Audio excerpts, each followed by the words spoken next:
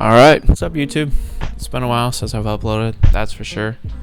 I've been really busy lately. If you watched my last video, you would have known that I had an accident with the Supra that I recently bought. Right after that happened, I bought another daily car, but I'm not going to tell you what that is right now. I'm going to make a video on that in the future.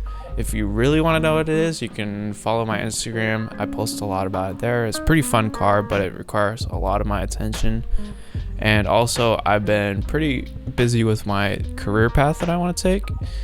So that does not leave much time for this bad boy. But yeah, I'm sorry it's been so long. I also don't have the money to do this as often as I used to do it because I'm living out on my own now. But that's okay. I'll figure it out in the future and I will get this car finished eventually. I would really appreciate it if you could subscribe.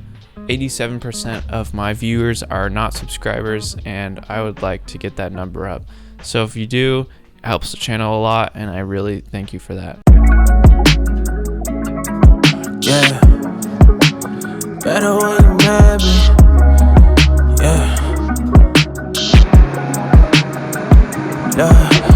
you got better when you mad me, admit it. I had to do a quick little mic change real quick. In the last video, I ended it off where I took the block to the machine shop and my old Supra, rest in peace. But I didn't give any more information about what was going to happen to the block.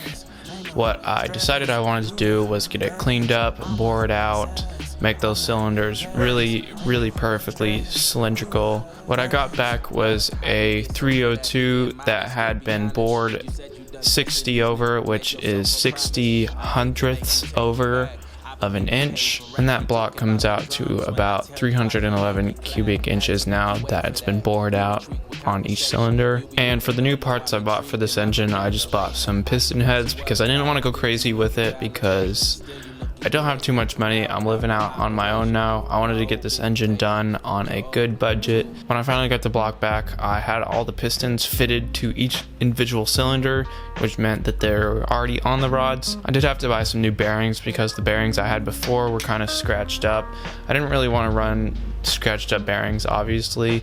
So this time I did a better job of cleaning up everything that was on the engine to make sure that I wouldn't scratch up these brand new bearings again. I did make sure to check all the main bearings to make sure that they would fit. I also replaced the seals because they were taken out. I didn't want to take that risk. I do not want my engine to leak at all.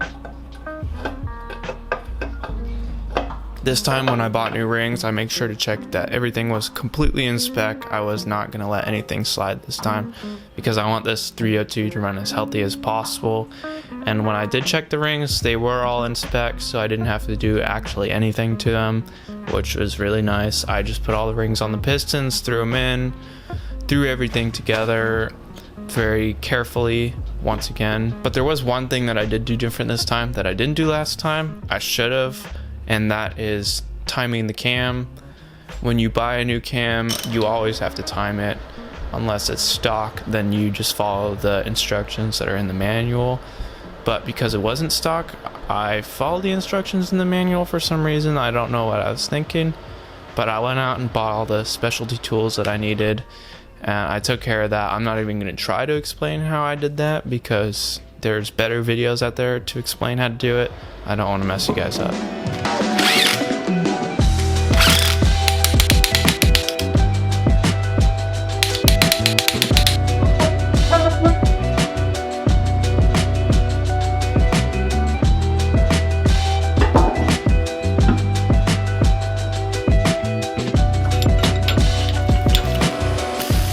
Putting this engine together, I do want you to watch how I put the intake on, look at the gaskets because that's going to be important later on in the video.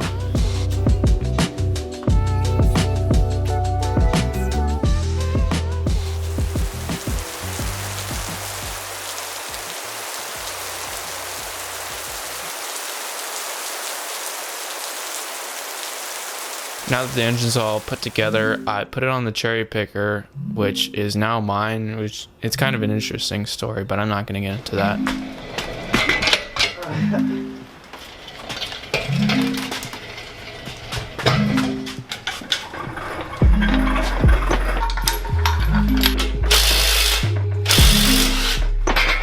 And after that, I was able to put all the stuff on for the transmission, and then I put the transmission on. And also on top of that, some stuff that I didn't want to like cram into the engine bay once the engine's already in, like the headers and the starter, just little things like that. Caleb, I'm sorry. Pardon me, guys.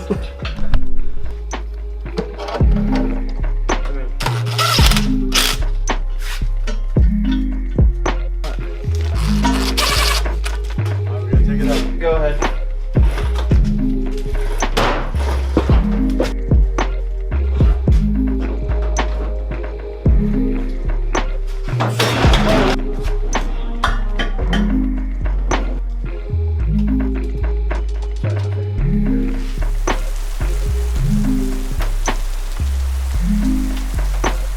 Alright, so now that the engine is in the engine bay and secured down and everything, I just had to add all the accessories that go onto the engine to make it run properly. Once that's all taken care of, I added the coolant, the oil, everything was going good until I went to go find top dead center, and the way you do that is by cranking over the engine while having your thumb over the spark plug hole for the cylinder number 1. Yeah, so I went to go turn it over with the screwdriver. I put my thumb on this and I got covered in coolant. So I'm gonna have to take the intake back off and figure out what's up with that. I came to the conclusion that the coolant was leaking into the cylinders through the intake. It was going from the intake into the valves. So the way to fix that was I had to take everything apart. I bought new gaskets for everything.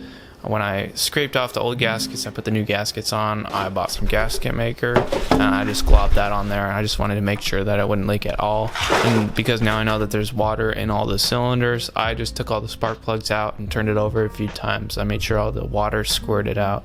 I just put some towels in there so it wouldn't get all over the engine bay. And an unfortunate thing I had to do was I had to drain all the oil, because when you have water in the cylinders, it's obviously going to make it past the piston rings. So I had water in my oil, and now that everything's taken care of, I added the water back in to make sure that it wasn't leaking, and this time it worked out pretty well. There was no more leaks in the engine, and I'm pretty happy about that. So now that everything's out of the way, I was able to set base timing.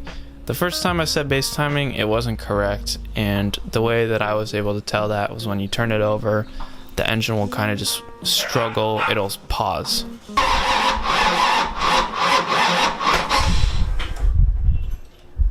Try this.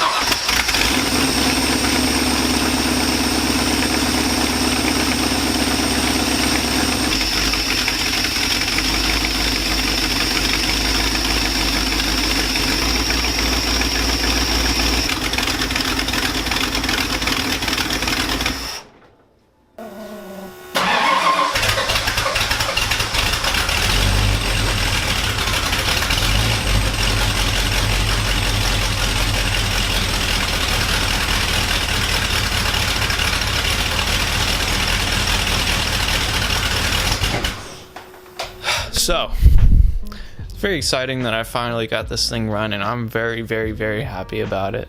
It only took me about 3.5 years of on and off working on this Mustang. I mean, like I said, I got a lot of stuff going on in my life, so this doesn't take super priority right now, but I do love working on it and I do love making videos on it. So if you'd like to see more on this car in the future, I would ask that you please subscribe and stay with my channel as I go through this project. And I will be posting on my daily in the background. You can't see it right now, like I said, if you want to see that really badly, you can go check my Instagram or my TikTok. You can see it in either of those places. But yeah, like I said, I'm very happy with how this engine turned out and how it sounds. If you want to see more videos in the future, stay tuned, and I'll see you in the next video. Peace. Slipping slides of my throat. On a fly, thought I was next door. You don't smile when you get text from me. They just give you anxiety. Just so much to see the back up.